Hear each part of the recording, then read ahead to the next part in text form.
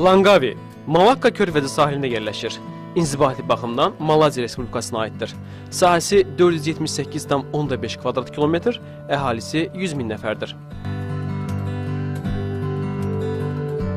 Langavi xüsusən də buranın Datay Bay sahil zolağı qədim bir yaşayış məskəni olsa da, inzibati və bir məkan kimi 1957-ci ildən status alıb.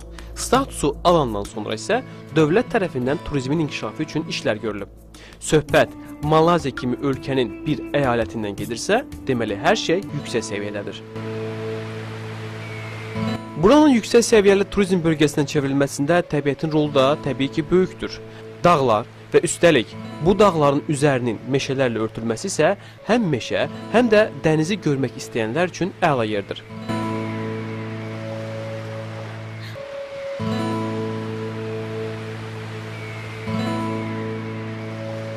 Meşədən söz düşmüşkən, gəlin meşəyə gedək, içərilərə nəzər salaq. O, necə gözəl, necə əsrarəngiz yaşıllıqlardır, fikir verin.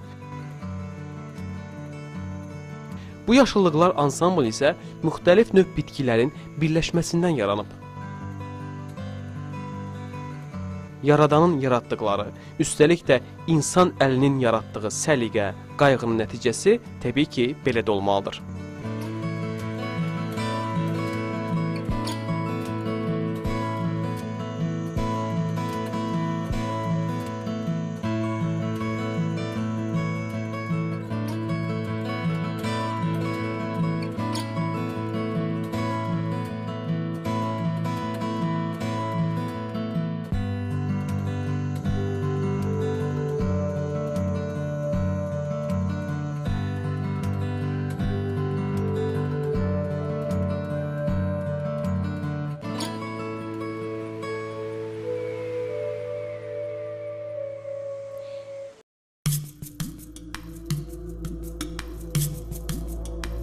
Sahil zolağından isə müxtəlif məsafələrdə adalar yerləşir.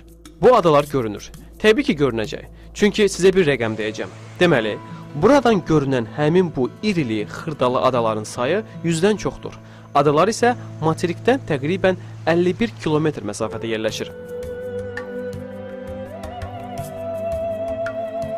Langavinin bu sahil bölgəsində hava elədir ki, quru mövsüm olmadan aylar bir-birini əvəz edir. Yəni, rütubətli hava üstünlük təşkil edir.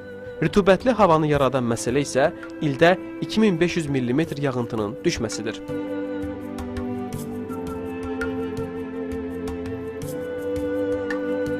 Adanın şərəfi, şöhrəti o qədər çoxdur ki, Malayziya ərazisindən keçən Tour de Langavi velosiped cığırı da salınıb.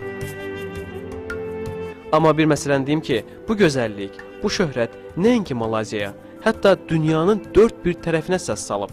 Elə səs saldı ki, biz də səsimizə qüvvət verib buralar haqqında sizə danışdıq. Sözsüz ki, bu gözəllik haqqında siz də həmişə xoş xatirə olaraq kimlərəsə danışacaqsınız.